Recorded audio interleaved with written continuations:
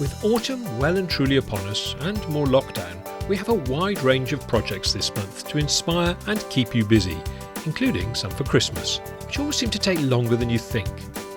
With that in mind, Gail Penberthy has returned to the Justhands-on.tv studios to share these super pyramid advent boxes, which could also make an ideal alternative to Christmas crackers or tree or table decorations.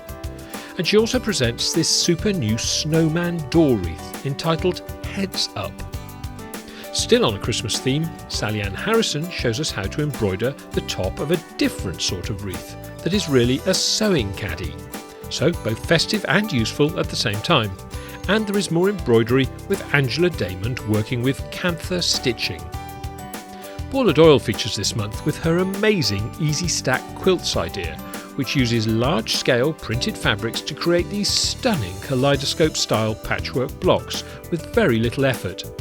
And we have more inspiration on this theme in our Technique Thursday slot. This month, Valerie Nesbitt brings us a snowball and shoe fly patchwork workshop.